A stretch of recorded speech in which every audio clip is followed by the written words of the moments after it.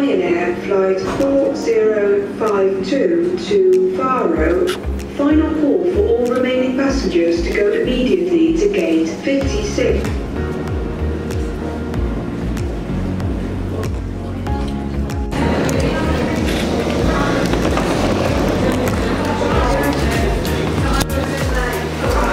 Handling your feet so be comfortable and able to enjoy the flight. Thank you.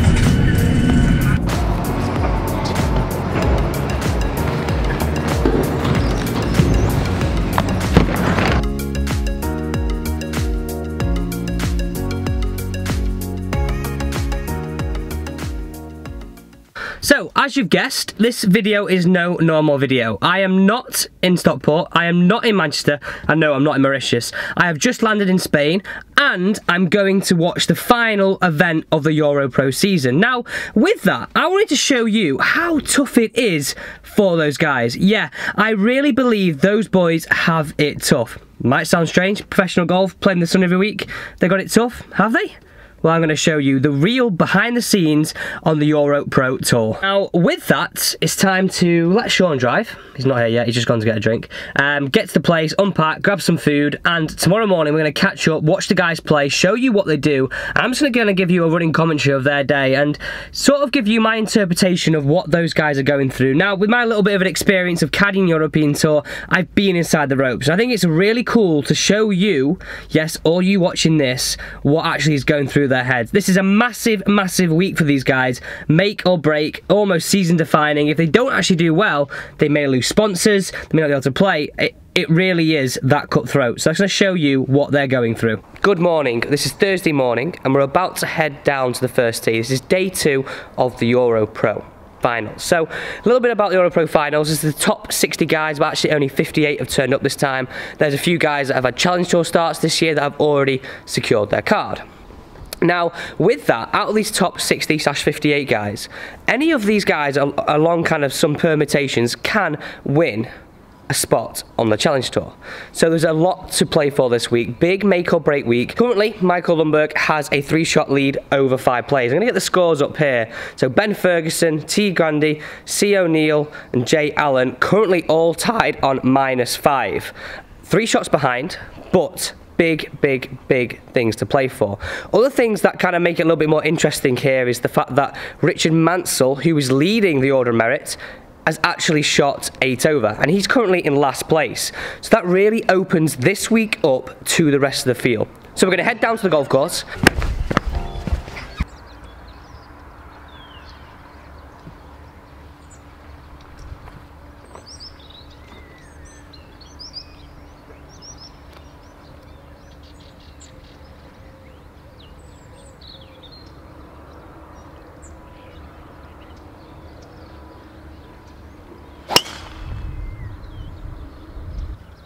Joe Brooks.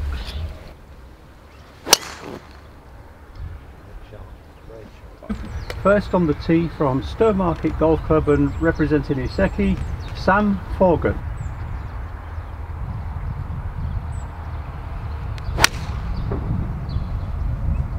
Next on the tee representing Retail Furniture Limited, Will Enifer.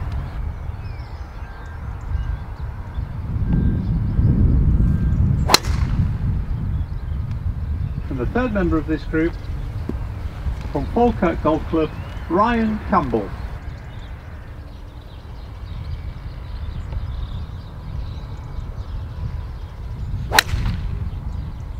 Oh, yeah, swing mate. Yeah.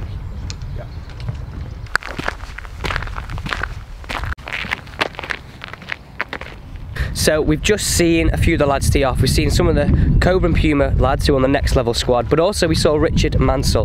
He is the leader of the Europro Order of Merit. Now, he's had a pretty good year on Challenge Tour, so I'm going to say I think he's pretty much secured his card for next year, but still all to play for, because he could have a big say in what happens for the rest of the guys. So let's head out onto the course now and check up and see, show you some more shots and see what's happening. So looking back from the tee, this is what they face. You can't miss it up the right on the first, but there's a little bit more room on the left, but look what's just off the fairway. So you can see why, guys, if you're going well, you've still got to concentrate, you've still got to stay on your game, because you can't afford to miss these fairways, because look what you face.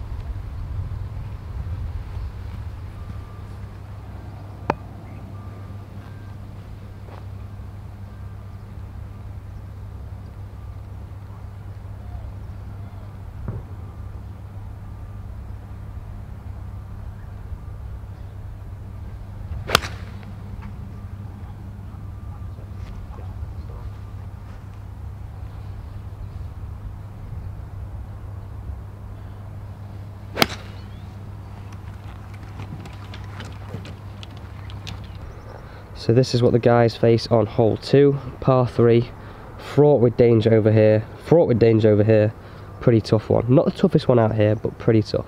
By the way, how good does this look with desert holes? Hence why it's called Desert Springs.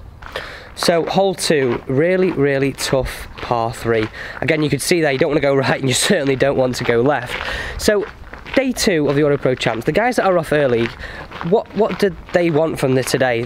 Well, I guess anything under par. Apparently the wind's going to get up this afternoon, so a good score could see them move up the leaderboard quite a bit, because if the wind blows around this place, as you can see with all that trouble, it's going to be certainly very hard to create a good score. Still doable, but hard. Now, I think is also a kind of interesting thing is that I always say on my channel when I'm doing, for example, course related things that are going to help your scoring, almost kind of label flags amber, red and green. I think a lot of these guys today are going to make every flag green. They're going to go absolutely everything because they feel they need to shoot a good score, because like I said at the start of this vlog, this is a massive week for these guys. Having a good score here can really propel you onto Challenge Tour, or even get you into a better position at Tour School. Then who knows what happens there. So again, if you just missed the fairway here, look what faces you. This is the 3rd hole. Villas, you don't want to put it in there, but look at this, absolute deadpan everywhere, desert. So walking around here, it kind of made me think, I think it's scary that a lot of people that watch this or watch the Europro Tour think that these guys make a lot of money and associate these guys with very similar to Challenge Tour, European Tour. Now, these guys that are playing this tour, I'm going to probably say that they're not going to make any single money, so they really rely on sponsors, they really rely on playing well in order to afford to play again the next week.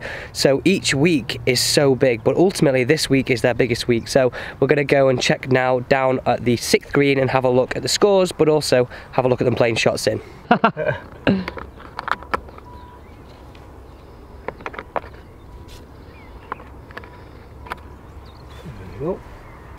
So this is the drivable par for 6th. One of the guys is in the bunker here. One of the guys has missed it over on the right. Let's see what they make. I'm going to kind of show you this hole, play it out, and then we'll get on to the 7th. Other things I've noticed here, I don't think they put any easy flags out today. I think some of them are all pretty tough, and I guess that's why we're at Tour Championship.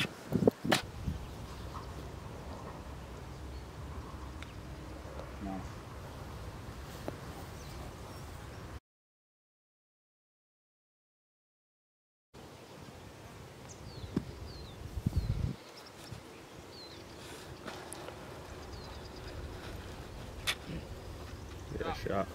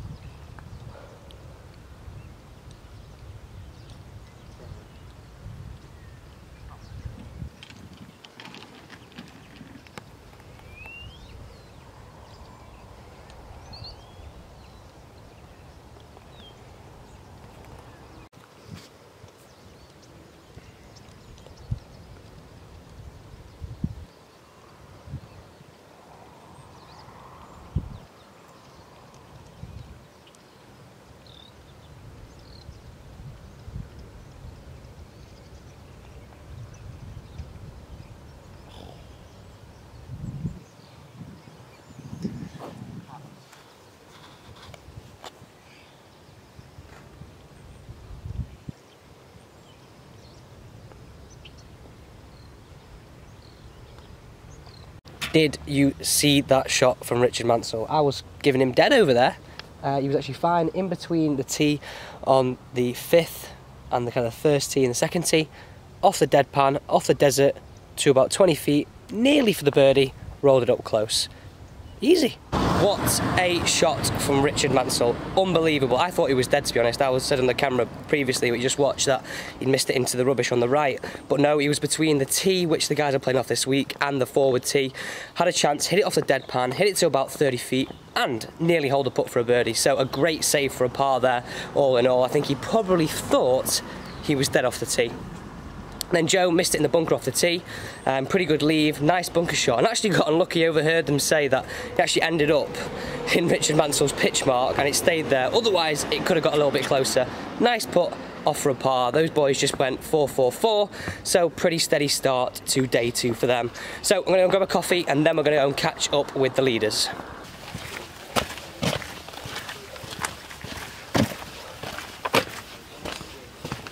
This is the 18th hole where it is all going to unfold later on this week. Day 2 we're on today, but day 3 tomorrow. It could all come down to this hole. Really tough tee shot. We're going to show you this hole actually at the end of this vlog, so keep tuned for that. But this is what they'll face. Absolutely massive green. It's about 50 yards long from the front to the back. Today the flag is the back three quarters of the way back, but it's a dog leg round this way. So from the tee, it's a dog leg to the right.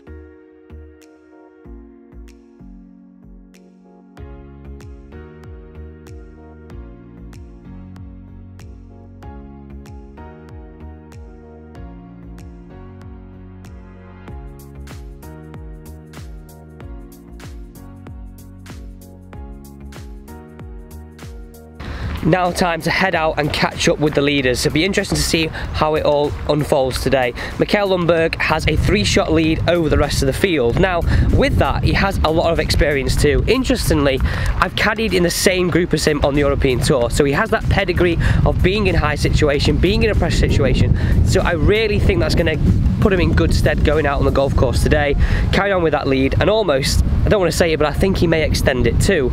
So let's go and catch up, let's go and see how he fares. But also another point about this, that the Europro has a lot of young players and players that may never have been in this situation before. So with that, will they have the guts, will they have that kind of drive to deal with this situation? It'll be really interesting to see. Let's go and have a look. Another really kind of interesting point is the fact that some of these guys have caddies, some of them don't. So do you reckon that actually has an impact on their score at the end of the day? Well, it's comment down below whether you think having a caddy helps or not, because if you associate professional golf and the golf that you see on TV, usually everyone has a caddy. So have these guys got it tough without a caddy?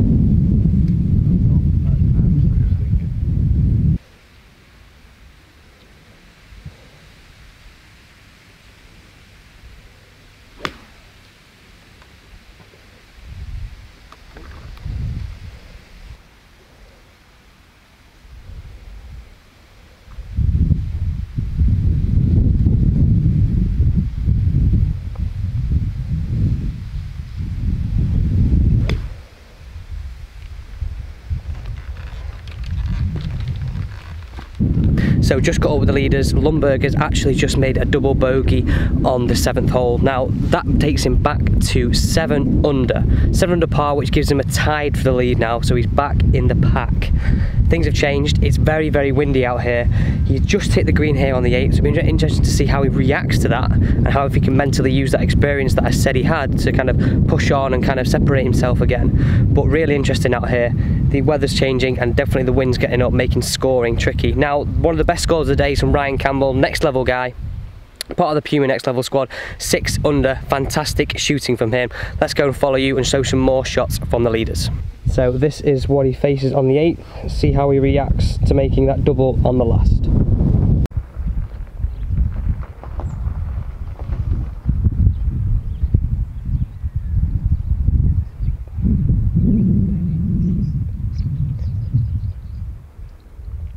So it's a birdie putt, be a great save after that double bogey.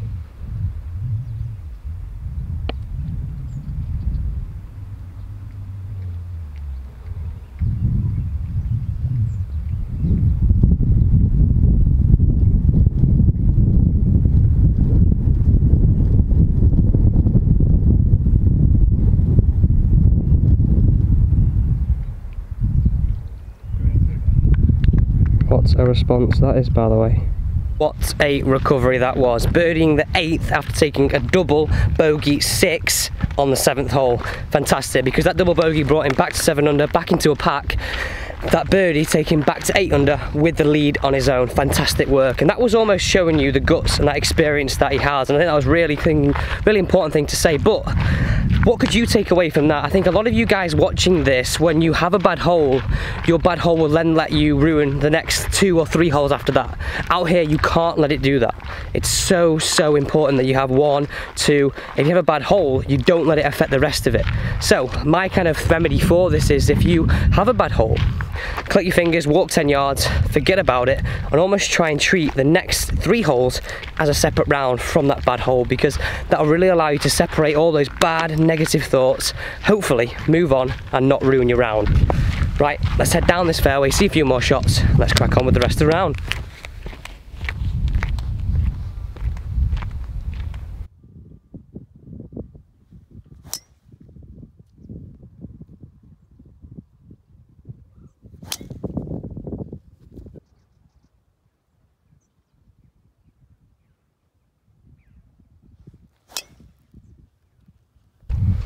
Right, my bad entirely. The leaderboard wasn't updated, the one I had. He was at 11 under, made a double bogey, went back to 9 under, made that birdie to get back to 10. Nevertheless, a fantastic bounce back, and I was building it up to be something really kind of quite close, quite exciting, but he still got a 4-shot lead. So fantastic work so far, nevertheless a great bounce back. So we've just seen the final group tee off the 10th hole. Have a look how narrow this is. That is a tee box back there. You have to carry this hazard, that's not really a hazard, but it is a hazard, and yeah, you've got literally no room to hit it in. This is officially probably one of the hardest tee shots I think on this golf course, so wind getting up is going to prove very interesting the rest of the day. So as I walk up here, Lundberg's ball finished just on the left, the other 2 players in this group finished up here on the right, so this landing area is no wider than like 20 yards wide, but there's no intermediate rough. It's just desert, bunker, fairway, and then you've got a super slopey green as you get closer up here. One thing I would say about this golf course is that the fact that the fairways are not very wide at all. There's no intermediate rough. You're either in the fairway or you're in the trouble. So big premium all day, in fact all week, in hitting these fairways. So definitely the person who drives it the best, probably gets a little bit of luck as well, is going to come out on top. So this is the 14th hole here this week, par 3. This is going to be very tasty. Who do you think would sit in one here? Who would be intimidated by this if you're watching this? Comment below. So today's flag is just over that bunker. Really tough hole, especially with the wind. It's quite a shallow green front to back, so it's very hard to get the clubbing right, hard to get it close, very testing, especially with this wind. Not the day we expected, and not the day that I said would happen. I said at the start of the day, and Kevin gave it the big one and said, yes, Mikael Lundberg's going to go low today, going to hold off his lead, and going to be leading at the end of the day because he's got that experience. That didn't happen. So what did happen is he shot +1, which takes him back to -7. Standout performance of the day from Ollie Clark with a -7 round, which gets him to -7, 2 behind the lead of James Allen, who is at -9.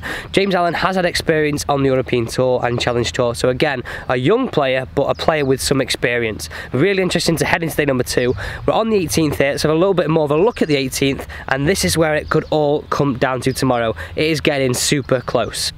So this is the shot it could all come down to. The second shot into 18, roughly around 150 to 190 yards to get that flag right at the back. A super tough hole. So let's have a quick walk down and have a look at what actually faces the players tomorrow when they come down here. So with it being really tied up and really close, it's gonna be some stretch, and I stress, could come down to just this last shot in. Not an easy green, you have to get it in the right section to get a good chance of holding a birdie putt, so that is super important. That is the end of today's vlog. I hope you enjoyed the behind the scenes look, a few of the shots from the leaders, a few of the shots from the next level guys, and an inside scoop to what's actually going on in their head. I think it showed some really good resilience out on the golf course, Lundberg making a double, coming back with a birdie, but then ultimately really struggling. And I think, well, I know I said at the start of the day, I thought he would run ahead with it, kind of do a really good round and set a substantial lead going in tomorrow. That didn't happen. So it shows, even at this level, a guy with experience has struggled. And I don't say struggled in terms of played bad, but ultimately the pressure and a season-defining moment on this round and this course and this event really gets to some very good players as well. So I'm really interested to see what happens tomorrow. I think James Allen's a good young player. Can he win this event and almost guarantee a card? I think it'd be a really good. He's showing some good form. But then vice versa, Ollie Clark shooting 7 under. Can he go low again tomorrow? Really excited to bring you tomorrow's vlog. If you've not already, guys, make sure you smash the subscribe button, and see you tomorrow on Alex Elliott Golf.